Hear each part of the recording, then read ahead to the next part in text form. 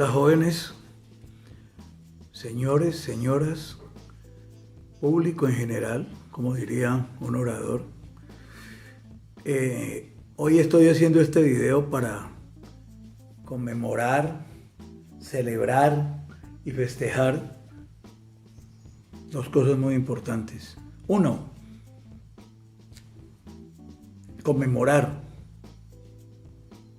la muerte de Miguel de Cervantes Saavedra y de William Shakespeare, que coinciden, y celebrar el Día del Idioma para que entendamos que el idioma lo tenemos que celebrar, que el idioma, que es una cosa viva, tenemos que sentirnos orgullosos de él. La palabra, dicen algunos, tiene poder. Y pues qué más hoy que se está conmemorando esas dos cosas, también celebrar el idioma, conmemorando cuáles cosas, los dos hechos que marcan la partida a la inmortalidad de Cervantes, el más grande escritor de la lengua española, y de William Shakespeare, el más grande dramaturgo de la lengua inglesa. Hace un año hice un video como homenaje a don Miguel de Cervantes Saavedra y hablé sobre literatura básicamente en idioma español. Hoy he querido rendirle un homenaje a un escritor que yo considero que es uno de los más grandes escritores del mundo. En la lista mía personal, que es bastante cuestionable, porque es la mía y va de acuerdo a mi gusto, es muy subjetiva y puede ser diferente a la de muchos, siempre estará Herman Melville. Y hay un libro, básicamente del que hoy quiero hablar, y se llama Moby Dick. Para muchos, Moby Dick es un libro de aventuras y es un libro infantil. Craso error. Tal vez Moby Dick sea una de las novelas más grandes de la literatura en inglés y más que todo de la literatura estadounidense. Pero yo lo pondría a la par con cualquier otro escritor.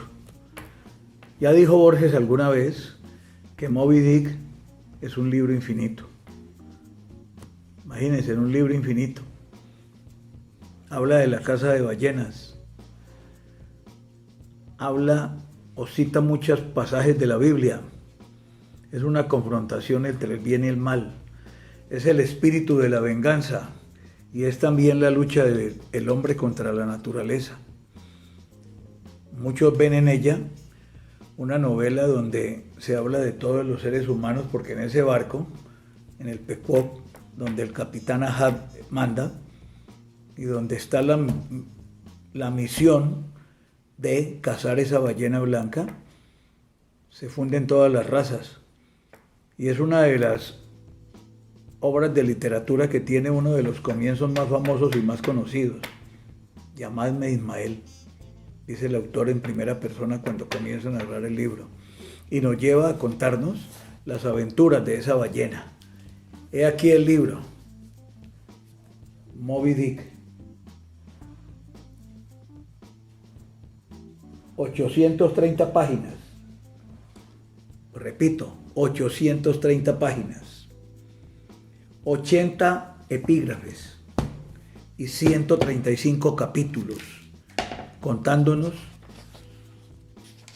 cómo se pesca una ballena, qué tipos de ballena hay, cómo es la vida en el mar, cómo se despedaza una ballena, cómo se saca el aceite, qué es el ámbar, por qué era tan importante la ballena en aquel momento histórico. Pero en medio de este discurso y de estos capítulos que nos van atrapando y de esta locura, porque decimos que es una novela infinita, no lo digo yo, lo dice Borges, nos vamos encontrando poco a poco con esos misterios de la naturaleza humana. No hay una sola mujer protagonista del libro. Solamente cuando empieza la obra, una mujer muy piadosa le recomienda un buen comportamiento y chequea si el barco tiene los alimentos suficientes para que la tripulación vaya a buen puerto. Luego el barco se va, pero antes de eso, el personaje de la novela, que me voy a permitir citarlo, el famoso Ismael, nos comienza a narrar la aventura. Él se va en ese barco porque ese día no tiene dinero y cree que debe buscar aventuras. Y dice: llamadme Ismael. Hace algunos años, sin importar cuánto tiempo exactamente, teniendo poco o nada de dinero en mi bolsa y nada en particular que me interesara en tierra, pensé que podría navegar un poco y ver la parte acuática del mundo. Es una forma que tengo de ahuyentar la melancolía y regular la circulación. Cada vez que siento un mal sabor en la boca, cada vez que un noviembre húmedo y lluvioso arrecia en mi alma, cada vez que me encuentro haciendo una pausa involuntaria ante los depósitos de ataúdes e interrumpo cada funeral con el que tropiezo, y especialmente cada vez que mis hipocondrias me dominan tanto que es necesario un nuevo principio moral para impedir que salga deliberadamente a la calle y les tumbe los sombreros a la gente de mente metódica, o de manera metódica mejor, entonces considero que es hora de hacerme a la mar tan pronto como pueda. Así empieza Moby Dick. Oíme bien. Llamadme Ismael, dice ese hombre. Él había estado, Ismael, en barcos mercantes y decide embarcarse en el Pequod. No sabe lo que le espera. Para él va a ser una aventura, pero él no sabe que esa aventura lo llevará a conocer los mares del mundo y también a entender el alma humana.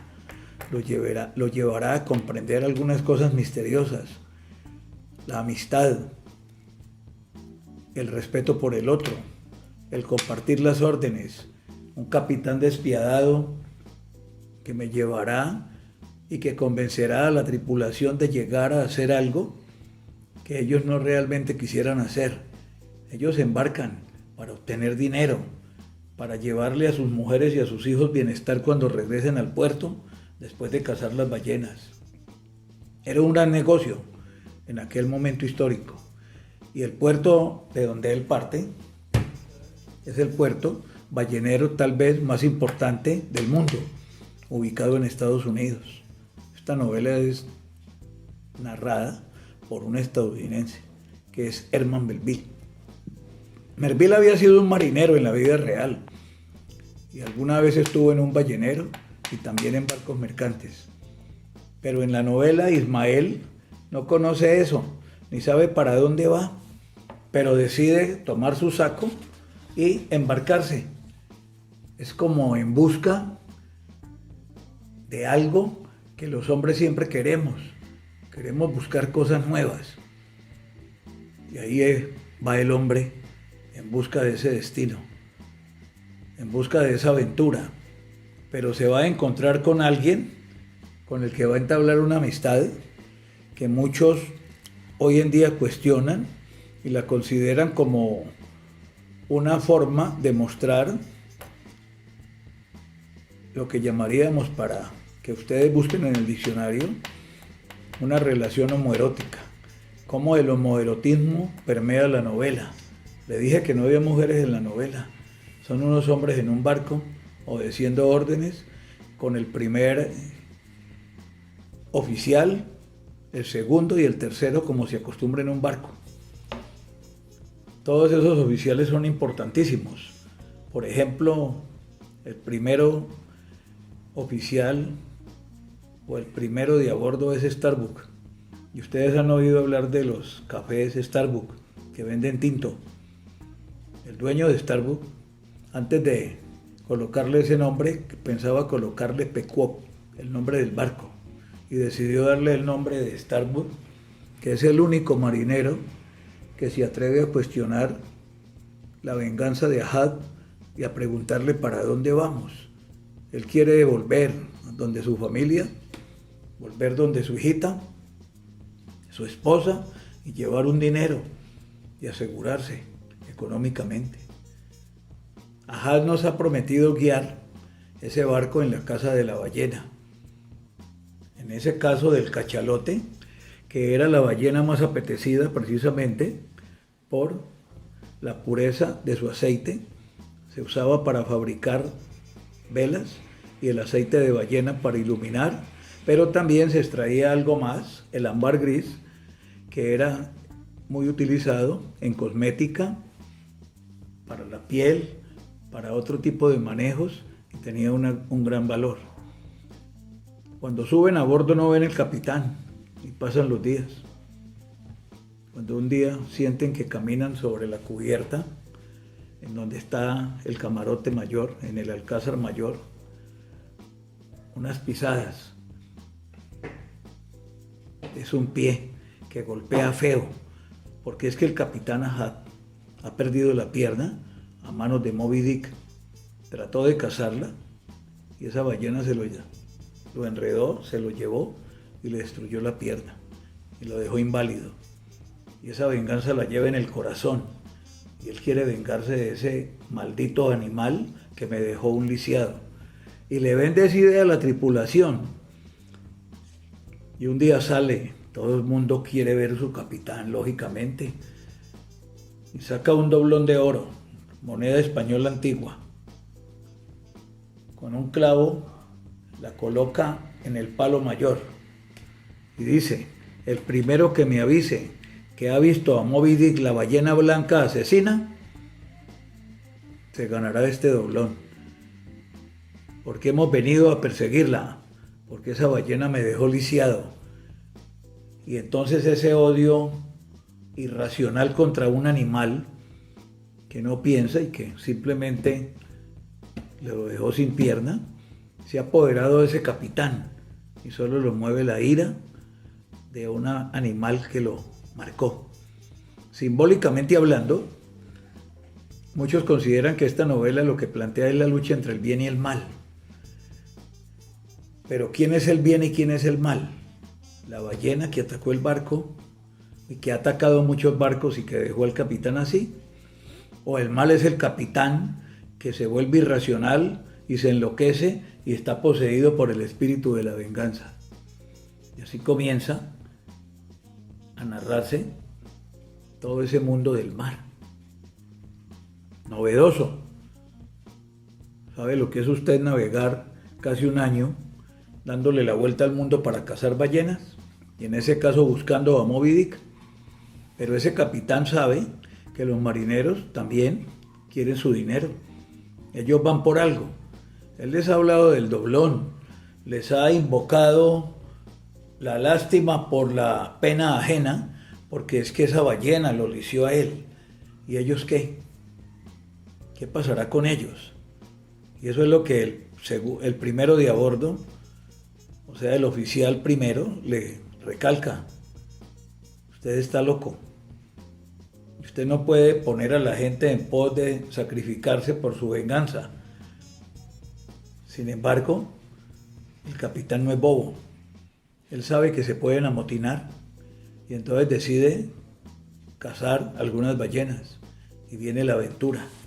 Después de que hemos leído una gran cantidad de capítulos donde nos cuentan cómo es el mar en invierno, cómo es el mar soleado, cómo es estar haciendo guardia totalmente solo y dejarse sentir y arrullar por el mar en ese barco. Esos hombres también saben que existe la maldad. El capitán sabe que hay que darles algo para que se motiven y deciden cazar la ballena. Y oh sorpresa, ese capitán lisiado también es un guerrero y se monta en su bote y va a cazar la ballena. Y cazan una ballena, no solamente una, cazan varias. Y también nos cuentan cómo en esa caza de la ballena llegan los tiburones y hay una matanza de tiburones tenaces. Y nos muestran lo sanguinario que puede ser un tiburón cuando ve la sangre. Pero simbólicamente uno comienza a preguntarse como lector, pero ¿qué más hay, qué hay acá afuera de esa caza de ballenas? ¿Eso qué significa? Cuando uno termina de leerlo, o en mi caso cuando yo terminé de leerlo, entendí por qué dice Borges que ese es un libro infinito.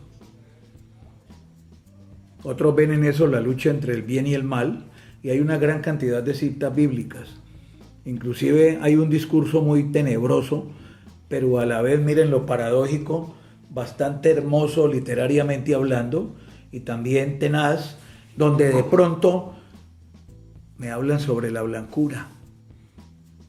El color blanco significa pureza, pero de un momento a otro comienzo a sentir el terror, por ejemplo, de un oso blanco, cuando coge a una víctima y la destroza y luego toda esta parte está empapada en el rojo de la sangre. Los fantasmas son blancos, y es que precisamente Moby Dick es blanco, y Moby Dick es ese demonio, es esa lucha entre el bien y el mal. Pero vuelvo y le repito, ¿dónde está el bien y dónde está el mal? ¿Quién lo encarna? ¿Será que Ahad es el bien y eso le da derecho a vengarse de un animal que no razona y ni piensa, pero que lo dejó lisiado? ¿O será que esa ballena es el demonio que hay que conquistar? Pero también está la otra parte, que es la lucha misma de la naturaleza y el hombre cómo se enfrenta a ella. Nosotros los hombres somos lo que somos porque hemos creído que hemos dominado la naturaleza, pero ella nos recuerda que nunca la vamos a dominar. Por eso cuando hay una inundación y arrasa una población y mata una gran cantidad de personas, realmente es la naturaleza que está ahí. Ella no mata a nadie, nosotros estamos en el camino, nos interpusimos y ella obra. El río, después de que nos da agua, nos da comida, es un medio de transporte, también puede acabar con nosotros. Y además nos muestra que no somos nada. Somos insignificantes ante la misma naturaleza que es tan grandiosa. La novela continúa y entonces podemos aprender en esa novela todo lo que tenga que ver con las ballenas. ¿Cuántos tipos de ballenas hay? ¿Cuánto miden? ¿En qué mares se encuentran? Y aprendemos a entender que la ballena que verdaderamente vale en ese momento histórico, estamos hablando de 1850 más o menos, es la ballena conocida como el cachalote, mamífero, es ese animal, el animal más grande de la tierra. También en la parte bíblica, acuérdense en que hay una ballena que se traga a Jonás y después lo vomita en Nínive, y Jonás se arrepiente de haber dudado alguna vez. También hay un Leviatán, que es un libro de un filósofo, Hobbes, que trata sobre el Leviatán y qué pasa con ese animal mitológico, y nos lo lleva a todo un discurso filosófico, que eso lo podríamos ver en filosofía y alguna vez lo tocaremos. Pero aquí lo que más me interesa es mirar esa magnificencia de esa novela. Eso es un todo, mensaje bíblico, tratado de cetología, 80 epígrafes. Un epígrafe es una frase o cita que se coloca al comenzar un libro. Herman Melville no le bastó con una, colocó 80. Y entonces como lector comienzo a mirar y encuentro 80, comenzando por el primero que es bíblico, tomado del Génesis. Y Dios creó grandes ballenas, Génesis. Leviatán hace una senda tras de sí. Se diría que el profundo mar es Cano, Jod. Pero Jehová tenía preparado un gran pez que se tragaría a Jonás. Jonás, bíblico. Salmos, Isaías, Plinio, Plutarco, Luciano, Shakespeare. No, hermano. La Biblia, Hobbes. Con artificio se crea ese gran leviatán llamado la mancomunidad o estado, en latín civitas, que no es más que un hombre artificial. Esa es la frase inicial del leviatán, del filósofo Hobbes, donde plantea la creación del Estado y cómo se crea un Estado y qué significa el problema del Estado y cuál es el problema de ese mismo Estado. Y así sucesivamente sigo mirando y me voy encontrando cada vez que miro acá una cita de esas, citas de viajes, citas de la historia natural, citas de Montgomery, citas de un piloto de un barco, y sucesivamente comienzo a leerlo, y entonces ahí viene otro aporte grande de Melville. Cambió totalmente la novela. La novela estadounidense nace de este libro. La forma de narrar es muy diferente. Yo puedo pensar que este libro equivale a Rayuela de Cortázar cuando lo publica, que inicia esa aventura por cambiar la forma de escribir y de leer. Este lo logró, porque los modelos de novela después van a tener en cuenta la forma de escribir de este señor. No hay la continuidad normal que hay en toda novela. Esta novela cambia, es diferente. Claro que no les voy a contar más la historia. Yo les quería hablar de este libro. Se los quería recomendar. Quería retarlos a ver si son capaces de leer esas 30 páginas en promedio que tiene una buena edición. Muchos de ustedes de pronto conocen el texto de 80 páginas o 100 páginas que es para niños, ¿no? Y entonces narra unos marineros que salen a la mar y capturan la ballena, y la ballena defonda la lancha y mueren yo no sé cuántos. Ah, y este man tiene su gran amigo, Ismael. Es el ballenero, o el arponero, perdón, que va en la lancha ballenera a cazar la ballena, y es un caníbal. Y cuando empieza la novela comparten cama, comparten amistad, y el caníbal decide hacer un ataúd para que lo entierren cuando muera, y se lo dice a su amigo Ismael. Y entonces ahí comienzan las dudas de muchos sobre qué pasa entre ese caníbal e Ismael. Pero luego me aparece un salvaje piel roja americano, y ese amigo de Ismael también es caníbal. Viene de una tribu, es hijo de un guerrero, mide yo no sé cuánto de estatura, como 2 metros. Es un ser humano increíblemente fuerte. Simboliza como la fuerza, el poder, y defiende a su amigo. Eso da lugar después a muchos comentarios. Pero yo no vine a comentarles esa parte, sino a volverles a tratar de inspirar para que si tienen a bien algún día puedan leer ese libro de Herman Melville. Les garantizo que una vez que lo lean, lo leerán 2 y 3. Yo lo leo cada vez que siento que mi corazón está poseído por la niebla, por la lluvia y por el frío, y necesito calor y aventura.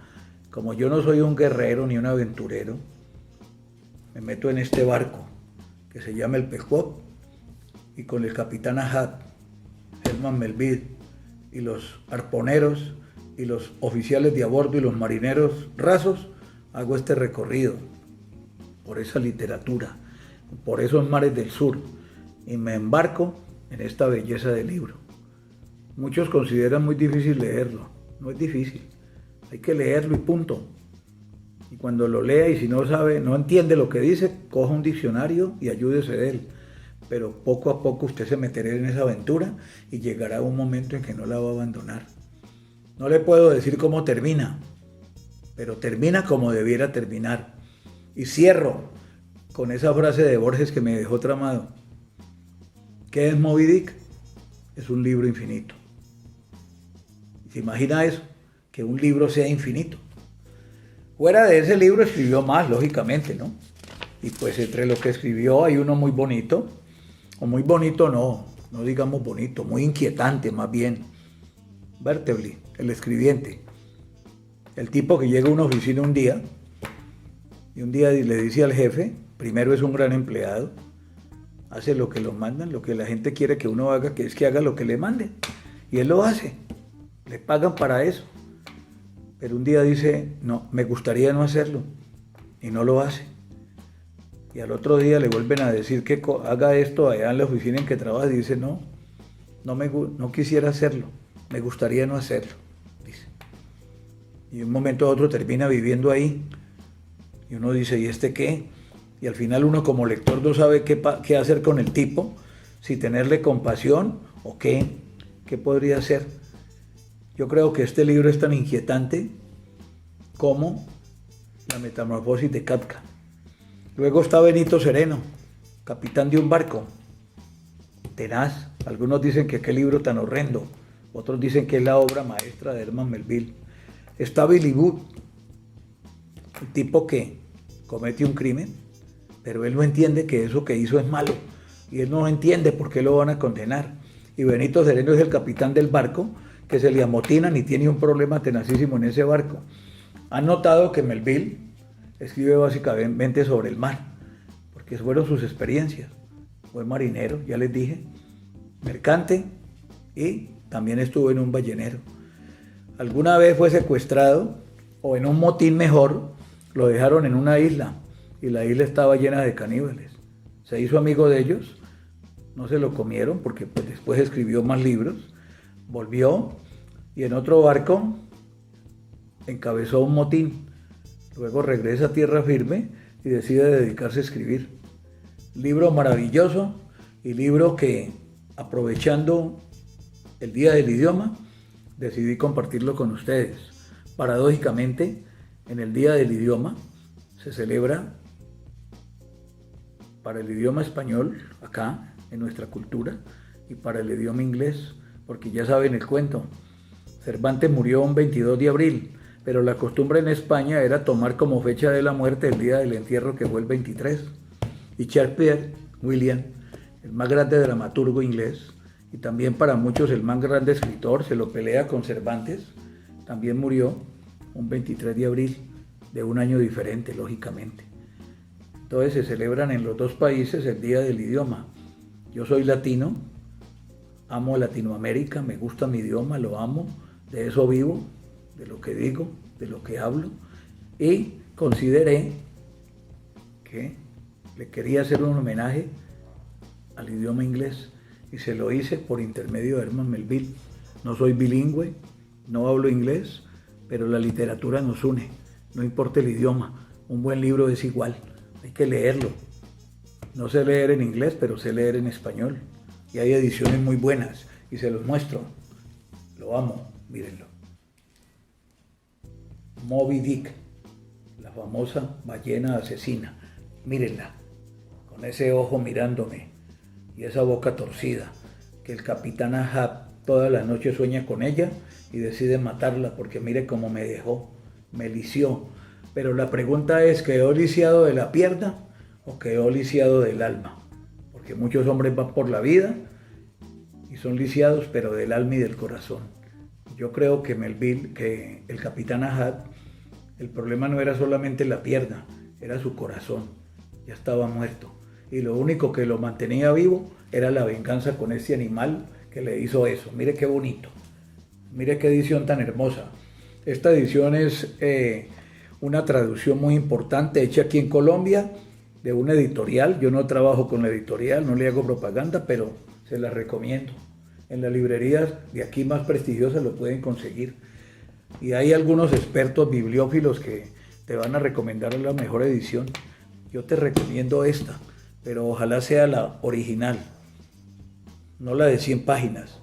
Me parece que el peor daño que se le puede hacer a un libro es cuando una editorial lo castra para sacar una edición para niños o juvenil, porque la gente se queda creyendo que ese es el libro original. No, este es el original. Muchas gracias por haberme escuchado y creo que debemos sentirnos orgullosos de manejar este idioma. Este es el idioma que nos tocó.